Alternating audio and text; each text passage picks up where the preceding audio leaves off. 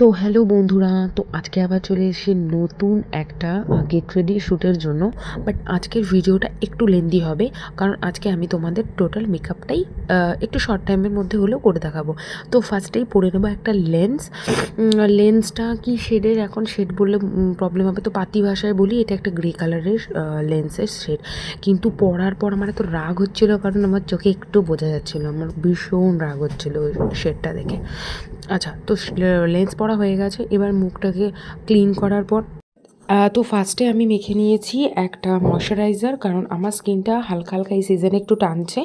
এটা আমি একটা বেবিদের ক্রিম মেখে নিয়েছিলাম, একদম অ্যাফোর্ডেবল রেঞ্জে তোমাদের মেকআপ করা আজকে দেখাবো।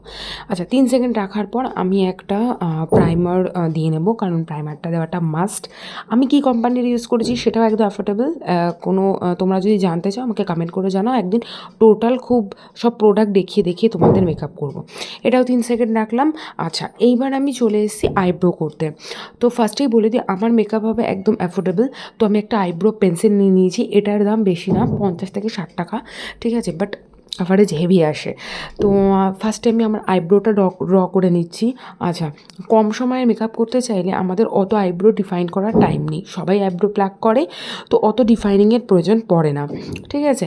তো আইব্রো করার পর আচ্ছা, এবার আমরা আই বেস করবো। তো আই বেসের জন্য কিচ্ছু লাগবে না, তোমাদের কাছে যদি ফাউন্ডেশন থাকে তো ফাউন্ডেশনটাকে আমার মতন এরকম ড্যাব ড্যাব করে নিয়ে, এরকম মিনি পুচকে তোমরা যে কোনো কসমেটিক স্টোরে পেয়ে যাবে, একটা ব্লেন্ডার নিয়ে এরকম সুন্দর করে আই বেসটা রেডি করে নেবে। আই বেস ছাড়া কিন্তু আই মেকআপ দেখতে ভালো লাগে না, তো এটা তোমার করতে হবে। এর জন্য আলাদা কিচ্ছু কেনার দরকার নেই, কারণ অ্যাফোর্ডেবল, আমাদের কাছে অত টাকা কোথায়, আমরা হাউস ওয়াইফ, অত টাকা নেই বস। আচ্ছা চলো, তারপরে এবার হচ্ছে আই বেসটাকে একটু ফিক্স করার পালা। তো লাগবে লুজ পাউডার। আমি কি কোম্পানি নিয়েছি, একদম লোকাল কোম্পানি নিয়েছি, কিন্তু নাম বলবো না, নাম জানতে গেলে কমেন্ট করতে হবে, আমি নেক্সট ভিডিওতে দেবো। আচ্ছা, দেখতেই পাচ্ছ, এবার আই মেকআপ শুরু করব।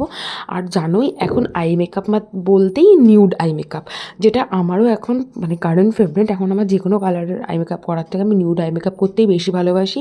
তো নিউড আই মেকআপ করার জন্য ফার্স্টে একটা ট্রানজিশন শেড নিয়ে নিয়েছি, তারপরে তার থেকে এক টোন বেশি ডিপ শেড নিয়ে নিয়েছি, তারপরে তার থেকে বেশি টোনে শেড নিয়ে আমি একটাই ব্রাশ দিয়ে কিভাবে তোমরা পুরো আই মেকআপটা করবা সেটা দেখিয়ে দিলাম, ঠিক আছে। তোমাদের যদি ডিটেলসে ভিডিও চাই আমাকে কমেন্ট করে জানাবে, আমি তোমাদের একদম ধৈর্য ধরে আমি কিভাবে লেন্স পড়লাম, কিভাবে আমি কমপ্লিট করি, তোমাদের সব দেখাবো। আজকেরটা জাস্ট ট্রেলার, তো দেখতে থাকো। আর আমার মেকআপ প্রচণ্ড অ্যাফোর্ডেবল হয় এবং দেখতেও ফ্ললেস দেবে।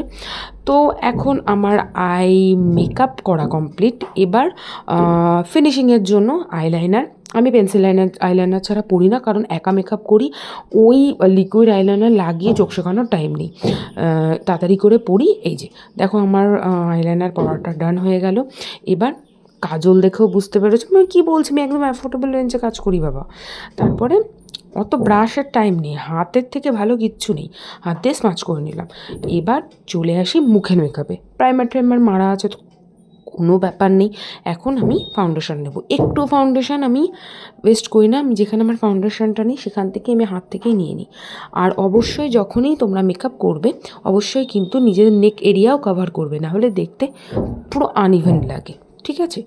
এবার সমস্ত কিছু ব্লেন্ড করে নিলাম। ব্লেন্ড করার পর আমি একটা মেকআপ ফিক্সার দিয়ে মেকআপটাকে ফিক্স করে নিলাম, হলো।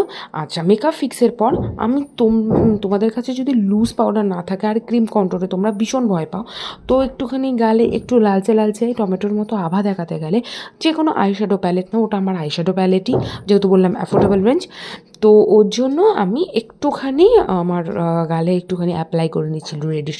এবার গাল করলে নাকও করতে হয়, একটু থুতনির দিকেও করতে হয়।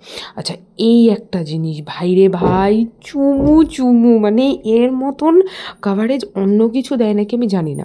আর আমি দেখো, তোমরা দেখে ভিডিওটা দেখে বুঝতে পারছো কিনা, আমি কিন্তু রোজ গোল্ডটা ইউজ করি, কারণ এটা মোটামুটি সব টোনে যায় আর যা ফিনিশিং আসে না, মানে চুমু তোমাদের যে কি বলবো।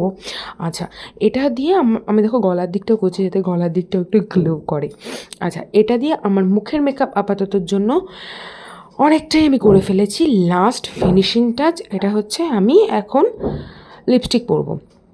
আর আমি না কোনো দিনই একটা লিপস্টিক দিয়ে সন্তুষ্ট হই না, আমি 2-3টে শেডের পরি, তারপরে আমি একটা ইউনিক কিছু একটা কালার বের করি। তো তোমাদের আমার এই আইডিয়াগুলো কেমন লাগে একটু জানিও, এবং আমার মেকআপটাও কেমন হয়েছে অ্যাফোর্ডেবল রেঞ্জে সেটা জানিও। তো চলো এবার ফেরত এসেছি আমার ফুল লুক নিয়ে। তো এই হচ্ছে আমার চুলের ফুল লুক, এবার এটা হচ্ছে আমার ফুল লুক। কেমন লাগলো তোমরা আমাকে অবশ্যই জানাবে, এবং আমার চ্যানেলটাকে লাইক অ্যান্ড সাবস্ক্রাইব করবে। Tata, by.